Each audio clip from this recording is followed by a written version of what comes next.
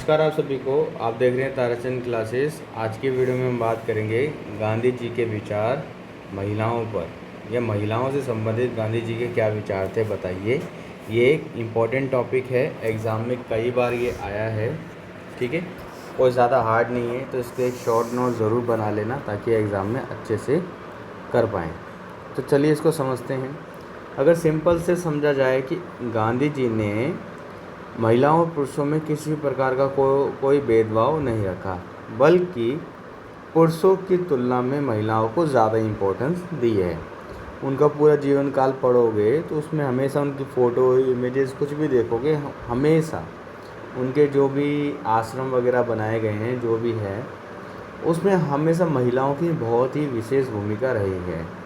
ठीक है, तो उनके लिए, उनके राइट्स के लिए, उनकी सुविधाओं के लिए गांधी जी ने हमेशा क्या करी है, आवाज़ उठाई। बहुत सारे नेताओं ने हमेशा संघर्ष, दयनीय व्यवस्था, ऐसी बातें करी हैं, लेकिन कभी भी राइट्स के लिए, इक्वालिटी के लिए बात नहीं करी। लेकिन गांधी जी के एक ऐसे नेता थे जिन्होंने महिलाओं के लिए, अधिकारों के लिए, उनकी इक्वालिटी के लिए ये सारी बातें करी थी। ठीक है, तो चलिए हम इसको स्टार्ट करते हैं, पढ़ लेते हैं थोड़ा सा। महात्मा गांधी से पहले जितने भी विचारक हुए, उन्होंने सिर्फ महिलाओं की दयनीय दशा यानी कि खराब दशा दिखाई, लेकिन महात्मा गांधी ने महिलाओं की छवि को बदलने के लिए व्यापक प्रयास किए। महात्मा गांधी का कहना था कि महिलाओं पुरुष के हाथ का क्या कोई खिलौना नहीं है, ठीक है, और न ही उनकी प्रतिद्वंदी है। यानी कि महिलाएं जो है किसी भी समाज की या पुरुषों की किसी प्रकार की कोई कठपुतली नहीं है, ना ही वो किसी का कंपटीशन है। महिलाओं और पुरुष में आत्मा एक ही है, दोनों एक ही हैं। ये नहीं कि महिलाओं को अलग तरीके से देखा जाए, पुरुषों को अलग तरीके से देखा जाए, नहीं, दोनों समान हैं, इक्वल हैं। ठीक है, और उनकी समस्याएं भी एक जैसी हैं। ठीक है, महिलाओं और पुरुष एक दूसरे के पूरक हैं।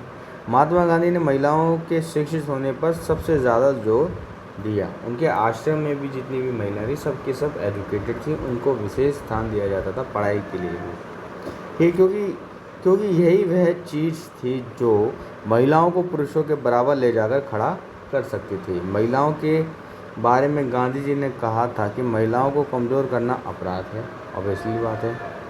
और यह पुरुषों को महिलाओं पर क्या कर रहा है, अन्याय है। पुरुषों का महिलाओं पर क्या है, अन्याय। अगर कोई पुरुष समाज महिलाओं को दबाने की कोशिश कर रहा है तो ये क्या है, एक तरह से ये गलत बात है, ये अपराध ही कर रहा है, ये गलत चीज़ है जिसको नहीं करना चाहिए, ना ही दोहराना चाहिए।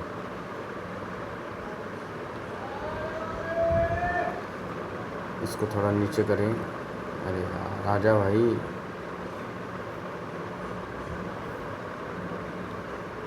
चलो।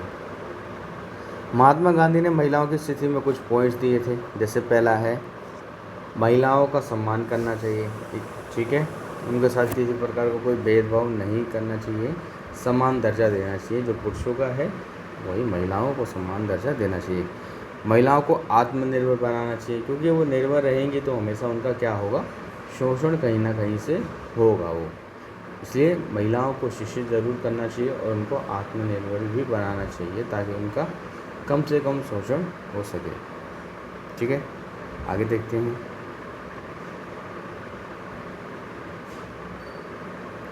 शिक्षा। अगला है, गांधी जी ने महिलाओं की शिक्षा को अत्यंत महत्वपूर्ण माना, क्योंकि वो एजुकेटेड होंगी तो वो अपनी आने वाली पीढ़ी को और अच्छे से अच्छे संस्कार वो सिखा सकती हैं, उनको अपने पैरों पे खड़ा भी कर सकती हैं। तो महिलाओं का एजुकेटेड होना बहुत ज़रूरी है। वो खुद तो एजुकेटेड होंगी, लेकिन जो उनकी पीढ़ी, आने वाली जो नस्ल है, वो उसको भी अच्छे से वेल एजुकेटेड कर सकती हैं। ठीक है, अहिंसा और सत्याग्रह, महिलाओं की भूमिका।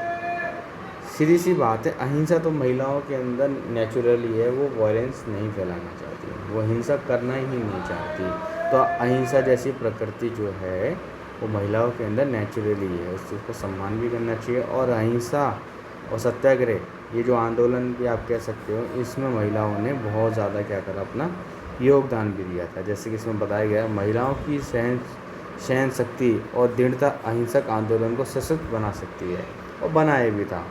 उन्होंने महिलाओं को सत्य और अहिंसा के मार्ग पर चलने के लिए क्या करा था, प्रेरित करा था। और गांधी जी खुद इनसे क्या होते थे, प्रेरित होते थे, क्योंकि महिलाएं जो है ज़्यादा क्या करती थी, वायलेंस नहीं करती थी, हिंसा बिल्कुल नहीं करती थी। तो इनसे भी गांधी जी क्या करते, सीख लेते थे कि कैसे अपने आप को हर स्थिति में शांत रखा जाए। ठीक है। महिलाओं के अधिकार जो पुरुषों को दिए जाते हैं वही समान अधिकार महिलाओं को भी देने चाहिए, और थोड़े स्पेशल राइट्स भी बनाने चाहिए, कोई इनके ऊपर किसी प्रकार का कोई शोषण ना कर सके। ठीक है। सामाजिक सुधार आपको पता है कि समाज में किसी प्रकार का कोई भेदभाव ना किया जाए, जैसे बाल विवाह, दहेज प्रथा, सती प्रथा, ऐसी जो बुराइयाँ हैं इनको समाप्त करना चाहिए। ठीक है, ताकि समाज को ज़्यादा से ज़्यादा क्या हो सके, सुधारा जा सके।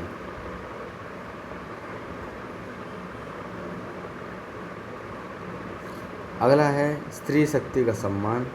गांधी जी ने महिलाओं की शक्ति और क्षमताओं का सम्मान किया। उनका मानना था कि महिला समाज में एक महत्वपूर्ण भूमिका निभा सकती है, और उन्होंने समाज के हर क्षेत्र में भागीदारी के लिए उनको क्या करा है, सम्मान करा है। आज खुद देख लो, क्रिकेट में भी जो महिलाएं हैं वो बहुत अच्छा आगे बढ़ रही हैं, कि अच्छे से प्रोग्रेस कर रही हैं, तो उनका तो हमें सम्मान बिल्कुल 100 तरीके से करना चाहिए। ठीक है, वो किसी से कम थोड़ी है। अब आता है ये पॉइंट्स और ले लो, विधवाओं का पुनर्विवाह, अगर किसी का हस्बैंड नहीं रहा किसी बाई चांस से, तो वो सारी चीज़ें भी क्या हैं, ख़त्म कर देनी चाहिए। महिलाओं को राइट्स देना चाहिए कि हाँ वो अपनी एक और मैरिज कर सकें, कोई दिक्कत नहीं। सती प्रथा जैसी एक्टिविटी इनको ख़त्म कर देना चाहिए। ठीक है, तो बस ये इसके छोटे छोटे पॉइंट्स हैं, बाकी निष्कर्ष है कि आप इसको आराम से पढ़ लो, कोई दिक्कत नहीं। राजनीति में भी महिलाओं की भूमिका को क्या करना चाहिए, बढ़ाना चाहिए। ठीक है, और जो व्यापार है, फैक्ट्रीज एरिया है, कार्य क्षेत्र हैं, वहाँ पे भी महिलाओं की भूमिका पड़नी चाहिए। और जो छोटे छोटे कठोर उद्योग होते हैं ना, मतलब स्मॉल इंडस्ट्री, जहाँ पर आप समझ सकते हो, वहाँ पे महिलाओं की भूमिका क्या होनी चाहिए, बढ़ानी चाहिए। ठीक है, तो जिससे एक आय का संसाधन और देश की प्रगति में कहीं ना कहीं क्या मिलेगा, योगदान मिलेगा। आई होप आपको ये सारी बातें समझ आई होगी। कोई ज़्यादा मुश्किल टॉपिक नहीं है ये, आप इसकी अच्छे से प्रिपरेशन करिए, शॉर्ट नोट्स बनाइए और एग्ज़ाम को क्लियर कर लीजिए। कोई ज़्यादा हार्ड नहीं आएगा एग्ज़ाम।